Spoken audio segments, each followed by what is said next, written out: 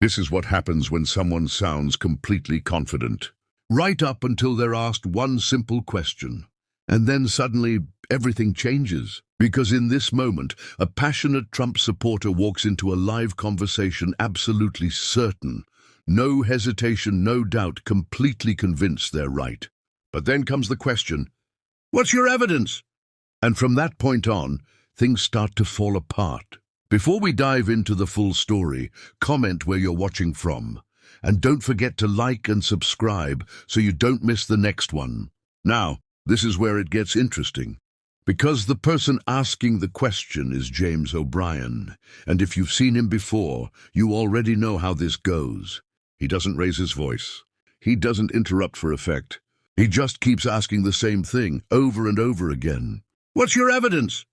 And that's where the pressure builds. Because what starts as confidence slowly turns into hesitation. And then into uncertainty. And here's why this moment matters. Because this isn't just about one caller.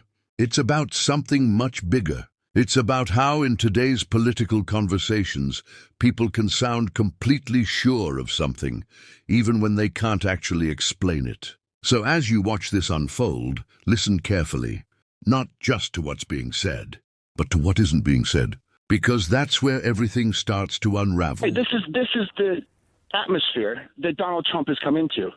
The average Americans don't vote because they're just disenchanted with the entire thing. They think they're all crooks. It doesn't matter. And for people to scoff and say, oh, well, there's no proof of that. Oh, it can't be true. Yes. I'm sorry, man. I just think that's a little bit naive. Yeah, I mean... So you're talking about an environment of...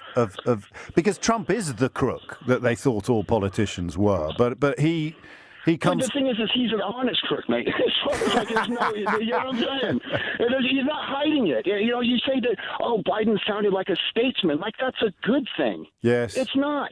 Right. It's somebody who spent their life being a polished liar, taking corporate agenda and pushing it through. Are you describing what you? These are not good things. Are you describing what you think now, or what you think they think? This is what I believe, and this is what I've spoken to many of my friends back in America. We talk about these things, you know. And you've got the whole media juggernaut as well. If I asked you to persuade me that Joe Biden was a polished liar, what would you do? I just pointed his 50-year career. Yeah, well, go on. How else could he possibly stay in power? I mean, this is the whole that's thing a about question. Trump, That's a question, not an answer. From outside. No, I know, but I just want you to. I'll be honest with you, man. I don't have any facts because I didn't know anything about Joe Biden before I heard his name as the electorate. But you're absolutely certain that he spent half a century lying. If he's a politician, he's been in the job for that long. I don't see how he could avoid it. But you just said you'd never heard of him before last year. I don't need to hear. I mean, he was vice president. This is what I think. Average American. Shouting louder doesn't make any more sense because he was vice president for 8 years. Right. Again, I've never heard of him. Yeah. I'd never heard of him. I mean, is it fair to suggest? Is it fair to suggest that you may not be the best qualified commentator on American politics? I'm just trying to give you a look into. I am. You've given me a very interesting look, Jim. I'm the average person as well. You may be, but you've admitted you know absolutely nothing, but you're certain of your prejudices.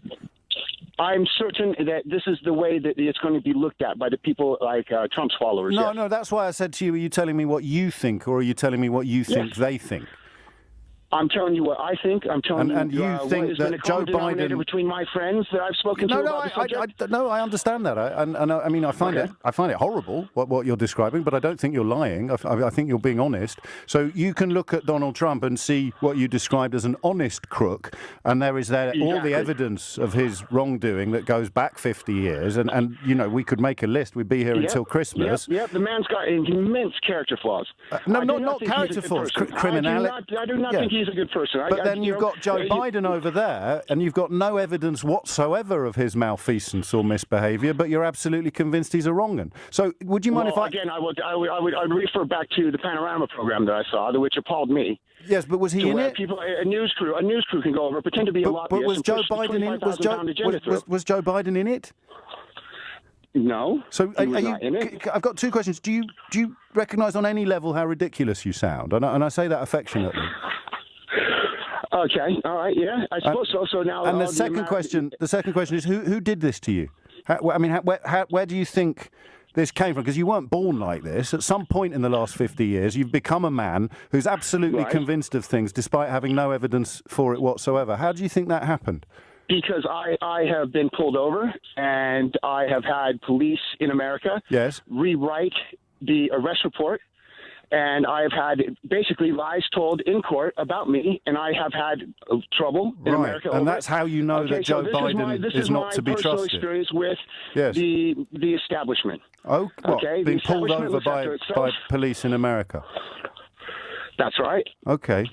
Well, it's been interesting talking to you, Jim. I had a can of beer. That was unopened. There's more. Unopened in my car. Yes. And they wrote it up as an open container. And I ended up with a DUI. And this is the bigger picture, because what you just watched isn't just one awkward caller having a bad moment. It's something much deeper. It's a snapshot of how political conversations are happening right now, where loyalty replaces logic, where emotion moves faster than evidence, and where certainty comes first, even when there's nothing behind it. You heard it yourself. The caller described Donald Trump as an honest crook. Think about that for a second. An honest crook. That contradiction doesn't even slow things down. It's almost accepted, even admired. But then look at the contrast. When the conversation shifts to Joe Biden, suddenly everything changes. Now it's corruption. Now it's lifelong deception. Now it's all these serious claims. And when asked one simple question, "What's your evidence?" There's nothing. No examples. No facts. No specifics. Just suspicion. Just frustration. Just a feeling being treated like a fact. And that's the pattern. One side gets the benefit of the doubt no matter what. The other gets judged immediately, without proof, without context, without even basic understanding. And here's the uncomfortable truth. This isn't really about intelligence. It's about information. It's about how people can become completely convinced of something without ever actually examining it. Because once belief becomes part of identity, evidence stops mattering. And that's what made this moment so revealing. It wasn't just what was said. It was the confidence behind it. Complete certainty, with nothing to support it. And that tells you everything you need to know about the kind of political environment we're in right now. So now I want to hear from you. Was this just one person getting caught out? Or does this reflect something much bigger happening in political conversations today? Drop your thoughts in the comments. I read them all. And if you want more breakdowns like this, make sure you like, subscribe, and turn on notifications. I'll see you in the next one.